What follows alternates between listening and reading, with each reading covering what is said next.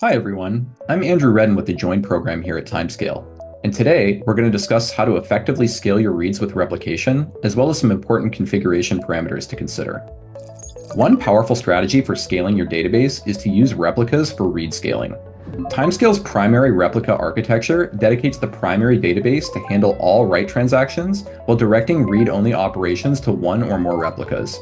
By offloading read requests from the primary, you reduce its workload, allowing it to focus on writes and essential maintenance tasks. This setup is especially effective for databases with intensive read operations. Read throughput is greatly improved because queries are distributed across multiple replicas, which lets you serve a higher number of concurrent users without any one instance becoming a bottleneck. For applications that need to provide rapid access to large datasets, such as analytics dashboards or reporting tools, this setup can deliver a noticeable performance boost. Reducing latency for read-heavy workloads is another benefit of replicas. By balancing traffic across multiple read replicas, Timescale can help your system respond to high query volumes more quickly, minimizing delays and improving the user experience. Finally, this approach offers cost-effective scaling. Instead of expanding the primary database, which can be costly and may still hit performance limits, you can achieve greater capacity by adding replicas as your needs grow. This not only preserves resource efficiency, but also keeps costs manageable while improving the system's overall capacity.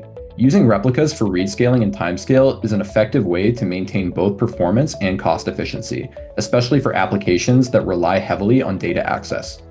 To scale reads effectively with replicas, there are several important configuration parameters you'll want to consider. These parameters help you balance performance with consistency, ensuring that replicas can handle high read workloads while minimizing the lag between primary and replica databases. The first parameters we'll be discussing are max standby archive delay and max standby streaming delay. These two parameters are crucial for controlling how long a replica will wait before canceling a query to apply a new write-ahead log record. Max standby archive delay controls the timeout for queries when replaying archived WAL files, and max standby streaming delay works similarly but applies to streaming replication, which happens in real time. Setting appropriate values for these parameters ensures that long-running queries on your replica do not prevent WAL records from being applied in a timely manner. If you set the values too high, replicas could fall too far behind the primary, resulting in increased replication lag. On the other hand, setting them too low might cause query cancellations on the replica, affecting your application's user experience. If you expect long-running queries, adjust these values carefully.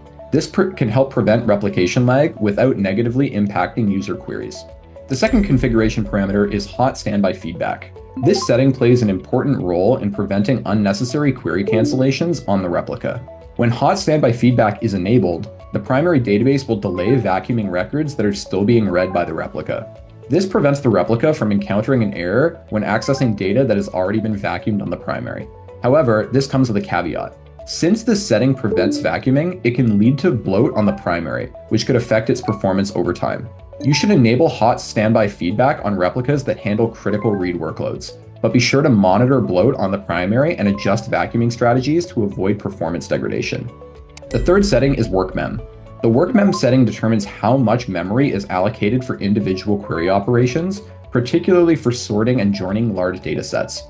For read-heavy replicas, increasing workmem can improve performance, as it allows the database to handle larger queries more efficiently without spilling to disk. This can be particularly helpful for complex analytics queries, reporting tools, or dashboards that require fast processing of large datasets. You should adjust workmem based on the memory available on the replica.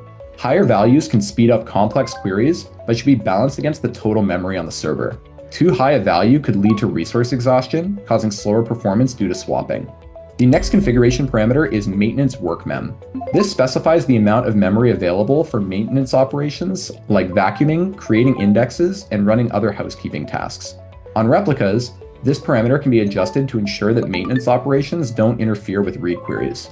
This helps keep the replica running smoothly while performing necessary maintenance tasks. If your replica frequently runs maintenance tasks, such as vacuuming or index creation, increasing maintenance workmem to speed up these operations may be a good idea. However, make sure that this does not interfere with the replica's ability to handle read traffic. Next is max connections. Since replicas are dedicated to handling read traffic, it's important to set max connections to an appropriate level to handle your workload. Increasing this value allows more concurrent connections, which is especially useful in high traffic applications where many users need to access the database at once. However, be cautious not to set max connections too high, as this can overwhelm the system and reduce performance. You should monitor your connection usage and adjust max connections based on the number of concurrent queries your replica needs to handle.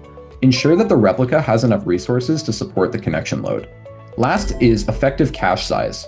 This setting estimates how much memory is available for caching data. The query planner uses this estimate to optimize query plans, which is crucial for performance in read-heavy applications.